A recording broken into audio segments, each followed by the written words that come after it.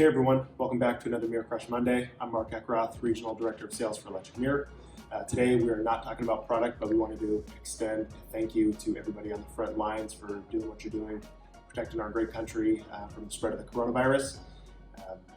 We'll be back to talk next week about product, but just wanted to let you guys know that we're fully operational both in our US facility and our China facility, and we are taking the time out of the busy week to make masks and donate them to local hospitals and healthcare facilities for those who are coming in contact with the virus on a daily basis. So again, the most sincere thank you that we can give.